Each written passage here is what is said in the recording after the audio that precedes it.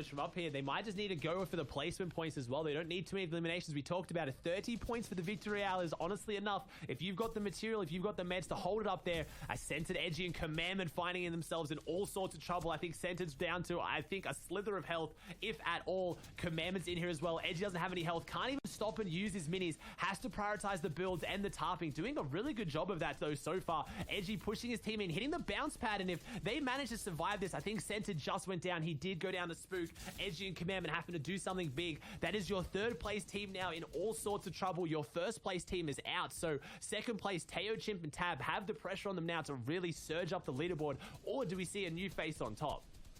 Yeah, and listen, Edgy with the phenomenal builds, under pressure there, no HP, couldn't afford to get tagged, and now they're starting to fight their way back into this game here. They're going to heal, they're going to get with one another. Commandment, this is where he shines best, in these in-game situations. He does like to take over as the IGL. He's going to lead his way through the tarps here. Once again, we find them as a two-man team. We saw what they did as a three-man crew. They pop off. They definitely guarantee themselves all the way to the very end. But as a two-man team, Commandment is still so good in these situations.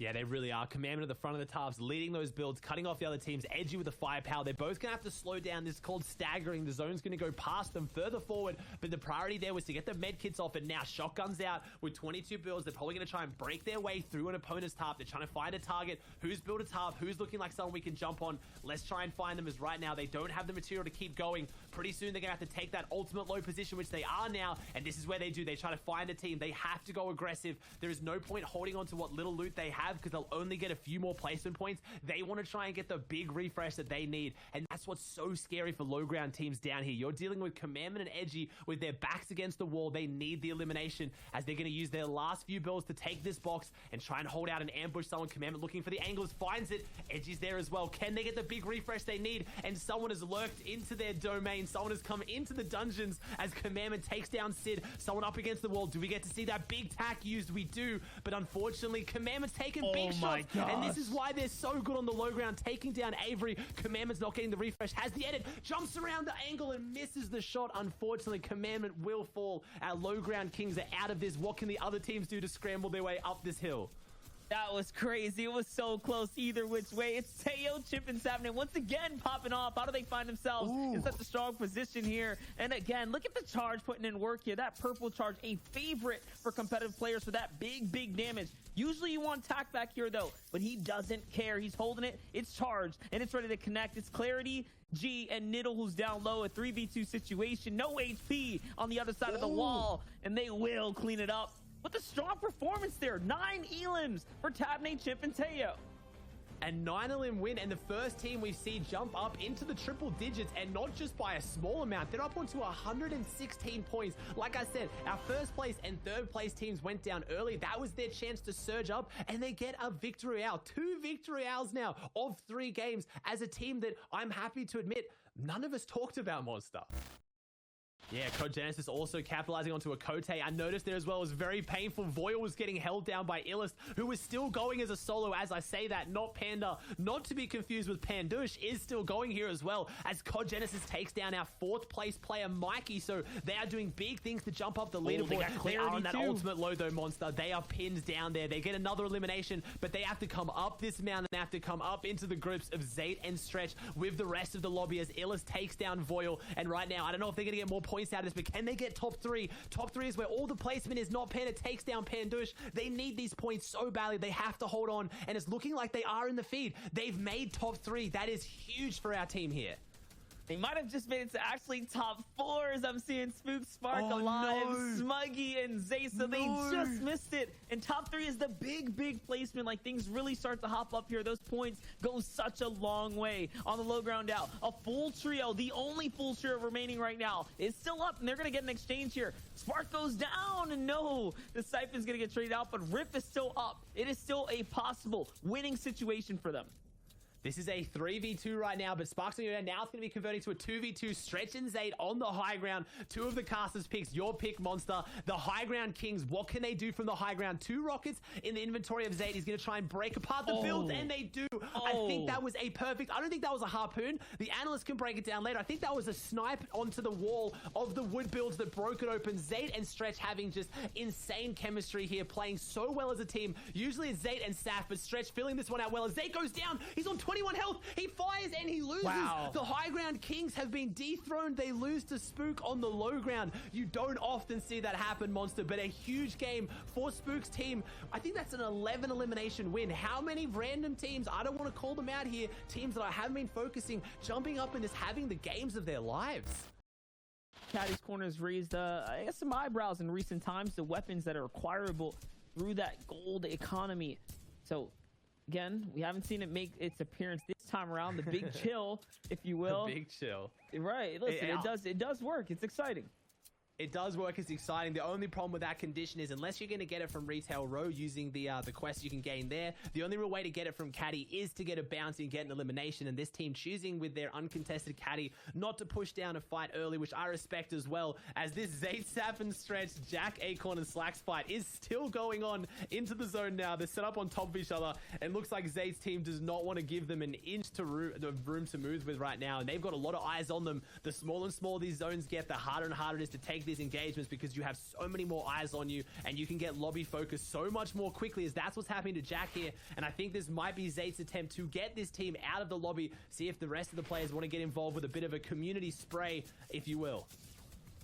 Yep, now you're in trouble, Jahq. You see the shots coming in here. He exposed himself to fresh builds, make him a target, but it seems like the lobby gives him a little bit of time to work with. You know, I'm more so impressed with the fact that they actually have material to work with, as for as long as that fight went on, they managed to maintain a respectable amount of material there. So either which way, they're not letting, you know, the old guard of Zayt, Saf, and Stretch here deter them or hold them back.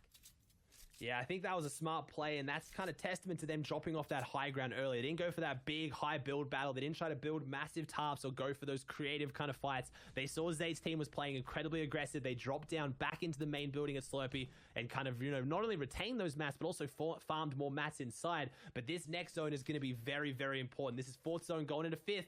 Talked about it many times here today. This is your half-half zone, the one that goes half out into the storm, half into the existing zone, and that's why all these teams are clustered on the edge. You'll notice not a single team has gone center. If you're a new budding competitive player or a veteran as well, that's usually the play style you want to follow. You want to stay on the edge of these zones. There's no point going center when that means that you are guaranteed to not get zoned. 4th zone is the one you want to stay on the edge, and if Acorn's team can get it, they're looking, I don't want to say good, but better. If they don't get it, though, things are looking terrible for this team with this much pressure being applied to them. As Acorn is fighting back, though, he's done being pushed around. He's done being bullied. Jahq and Acorn are going in. We talked about how this team, more than any other in NA, has full trio wipes early in the game. I would say this is later in the game now, but Jahq and Acorn was sick of being pushed up against the wall. They shoved back, and they shoved hard. Zayt, Saf, and Stretch's team has fallen here. As we pan our way on up to the team that's on the bubble, Voil, COD Genesis, Pandush, still on the move here, also below the surge. This is a big problem, and they lose COD Genesis behind. Oh, they get maybe the elimination, though, but that is a huge one. Even if they got that elimination, that would not be worth it at all. COD Genesis is going down. Voil and Pandush need to do something big now. 17 builds in the inventory for Voil. I don't know what Pandush has. He's dropping a few, so we've got a little bit, but that is not looking good. I have to imagine between these two players, they have less than 500 mats total. They need to find something on the backside. As Scented managed to take down Jamper in the feed as well, but all eyes are on this team. Everything matters for them. They get the bounces. Can they use one on this edge, or they're going to keep tarping? As they're only 46 above. Now they're below. 5 teams have to go down. They're getting ticked with Storm Surge. This is completely the worst position you could ever be in a team. They're trying to heal. They can't out-heal it, and someone's on the wall. So luckily for this team, someone is there, and they get a refresh as well. They needed that, but Goku is next to them. They're hitting the bounce pad. They're pushing forward. They don't have what they need to go high ground, but this team is clawing tooth and nail to make it not just through this game, but make it top 10 for semifinals, because they need something massive now. Yeah, and they barely have anything to work with here. 56 points. They've only gotten a single elimination. Pandush is off by himself. Voil, was the big pot worth it here? 30 for 50. Walks into the storm. Another 10 tick there, and now he's late. Slip from his teammate. He is now down. All pressure is up onto Pandush here to step up to the plate and hit a home run. He needs to do this here now. Otherwise, it's all up to the final game. This newly formed team has got more pressure than ever before now to perform. 21 builds right now, 1 elimination, just kind of finding his way through. Every team that goes down as a placement point, if he can stay safe, he's dropped down onto low ground. We know how scary it can be down here. It saves the mats. You can find these tasks to go through, but if he takes one wrong move, one wrong step, if he steps around a corner that he hasn't checked, he will go down. He's in top 10 with 1 elimination and 0 builds. Team coming through, and this is what's scary. He's rocket riding to the front side. He steps on the rocket. If he didn't, it would have connected regardless. They go down. That will not see them inside top 10 guaranteed by any means. Game 6 is what it's going to be to come down. And man, I gotta say, Monster, I love this game so much. What did we just watch? On Genesis, Voil and Pandush on the front side. I like this. All 3 together in the tub, back to back. And this is the scary part, though. This is where the nerves start to kick in. You talked about a Monster. Cold feet. You want to avoid it. They're 3 players that have been in positions like this before, but I don't know whether it's literally come down to a game where they need to secure like a top 3. Otherwise, they are not even making semifinals. Those players are all very well and truly good enough to be grand finals, let alone semifinal players. And they get hyped. They're on high ground. Ooh. I don't know how they've taken this, but they have taken high ground. This is exactly what we saw yesterday over on OCE Monster. Way. Literally, scarily the same. Like, this is eerily familiar. They went into game number 6 needing a win or a solid performance for a team that had to get top 10 of 3 top-tier players that reformed in the last week, and they did just that. They took the high ground. Jarlan, Zoram, and Squeaks managed to take out that win. Can Pandush, COD, Genesis, and Voil do it? They're setting up every single way they need to, though. They're playing this high ground very, very well. Listen, Shy and Reese are talking about mirror zones. We're talking about mirror end games, mirror days, mirror storylines now for the competitive players here. Will we see these newly formed trios qual their way all the way through at this point? At this point in time, it might just be time to call it quits if you're not on high ground, because it looks like they will be able to firepower their way through. All they have to do is maintain sight lines on everyone. Don't let anyone steal away your golden opportunity. Half in, half out. Front side rotates, high ground take. This is so perfect. This is like the Cinderella story for the team. 83 points now, 8 eliminations, 1 step closer here.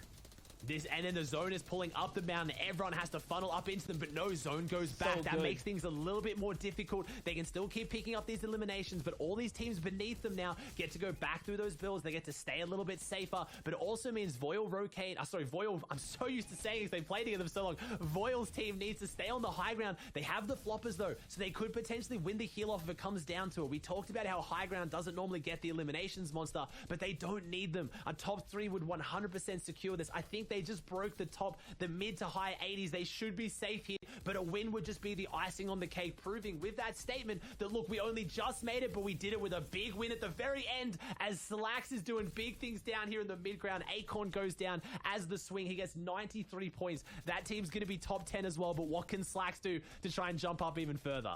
And not only that, I still saw Noob Teo up as well in the low ground somewhere, so he might still be in the running here. That's your first place team right now, trying to close things out strong leading into the heats. Paper's still up as well with Nosh, making a statement that if they can win the drop, they can make these end games over and over again. Here's Slaxto coming on in, going for the shield exchange for the health trade. It's a pretty tough one, but it is going to effectively lead him out a little bit more HP-wise. Less seconds to work with on the backside of the edge here, though, so he does have to be very careful. Now coming in, top 5 here. Tabney finds Dusky, your previous game winners. High ground, though. Still the Cinderella team, still holding it out, trying to block everyone else out.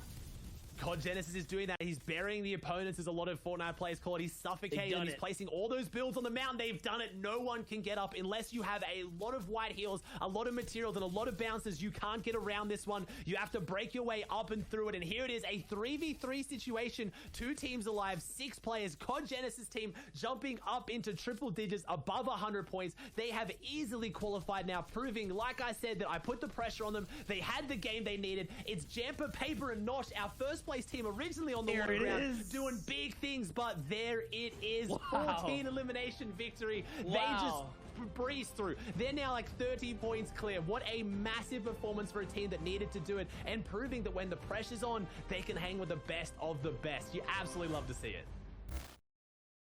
He gets lucky, he gets gifted this beautiful path into the zone, but he takes a wrong angle. He will be able to break through, but how much wood does he have? He gets a knock. He just has to wait for the siphon. How does he get a knock? Well. What's happening? Elimination for Chicken. It's not this time from a sniper, but he's finding all the angles. He's getting so lucky. He's in a bush.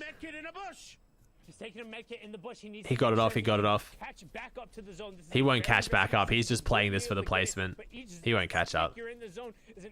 Oh no, never mind. There's a whole tarp. Bro, this dude's getting gifted. What am I watching? Bro, he's literally had everything go his way. All he needs now is someone to just fall and die next to him. My Aussie smile. What? Nah, you can't get this off, bro. You're not even close to getting this off. Go, go, go, go. Bro, he's just being gifted. No. Nah, you have to get it off. Bro, push through. You don't get this off. You don't get this off. You do not get this off. No. No. Bro, no. It's 4 versus 2. What? Hell. What? Never mind. The replay mode's glitched. Never mind. This dude's a god. The replay mode doesn't count, apparently. It's 1 second off. It just went off on 1 second. It just went off. Like, what the... What? My man's hacking the medkits. It just went off a second early. Go Chicken Gang. Bro, he just clutched like 7 placement points, I think. Oh, well, whatever. Who cares?